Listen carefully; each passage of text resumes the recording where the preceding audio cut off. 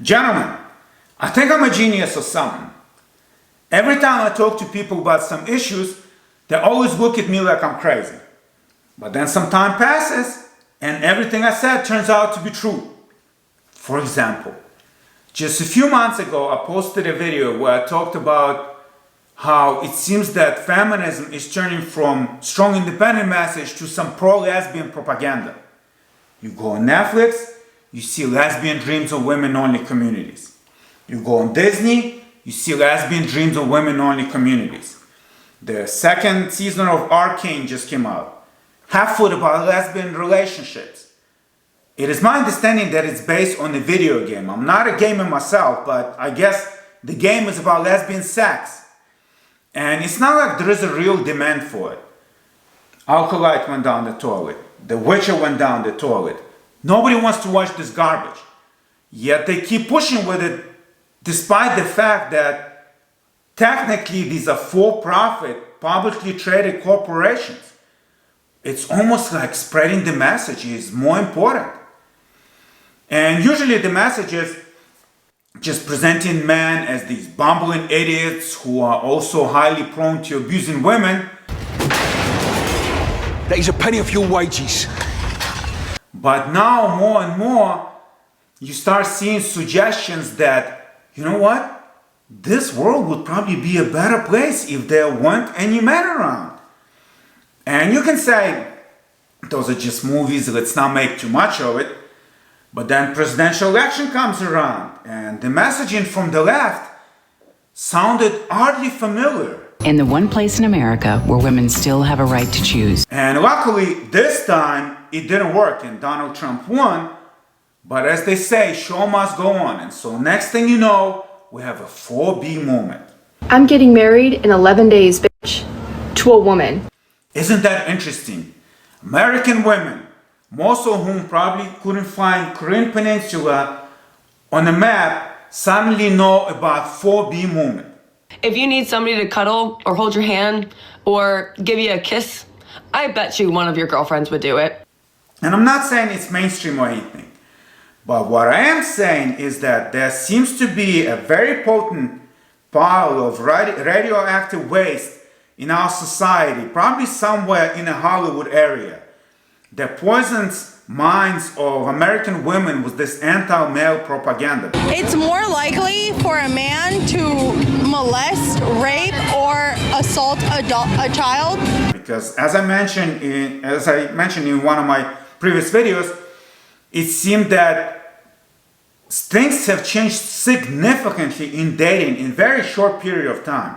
Because not that long ago, it was sweet, it was genuine, but not anymore. I just string them along until they're done. And they're like, okay, well, I don't want to do this anymore because you're not giving me what I want. And then they leave and I move on to the next one and do the same thing. But then, is it really that surprising if you consider the fact that we basically demonized every aspect of dating? You like a girl, you're objectifying her. You approach the girl, you're sexually harassing her. You sleep with a girl, you can never be sure it was consensual. Next thing you know, oh wow, young people are not getting married. Young people are not having kids. What could possibly be the problem? And even talking about this, by the way, will get you in trouble. Oh, he's been burned by women. He hates women, blah, blah, blah. And it's not just dating. Because as, once again, I mentioned in one of my previous videos, watching how Ukrainian women are acting while Ukrainian men are basically treated as cannon meat here, it just blew my mind. Because a lot of you guys are sitting there thinking, oh, if the World War III started, women will run back to the kitchen, ha ha ha ha. Keep telling yourself that, darling. And maybe I'm a little naive to think that back in the day, women showed more appreciation for these sort of things. But as I said, just watching Ukrainian girls bragging about their vacations all over the world while conscription officers are dragging Ukrainian men into buses to send them to war, it just feels psychopathic. And I'm not saying all Ukrainian women are like that. I'm sure there are wives worrying about their husbands fighting right now. And I'm sure there are even some brave women serving in Ukrainian military right now. Although Probably not as much as it is advertised. But still, I think this situation here is a perfect illustration of what happens when you subject women for decades with this anti-male propaganda.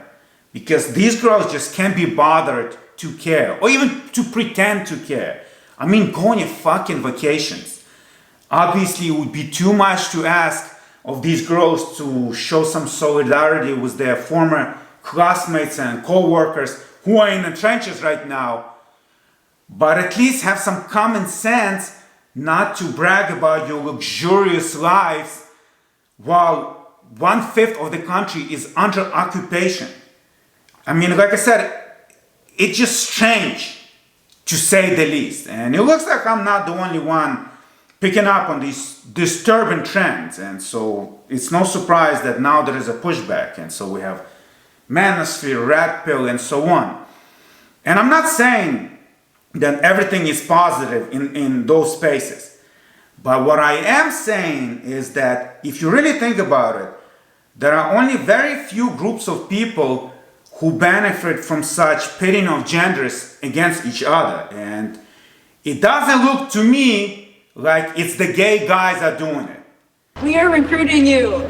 But, I'm sure I'm just imagining all this. Although, as I said, everything I have posted on YouTube so far seem to age very, very well. And so, including my fitness style, by the way. So, definitely check out my books on Amazon before I get my ass canceled altogether by talking too much, and see for yourself if any of this is better.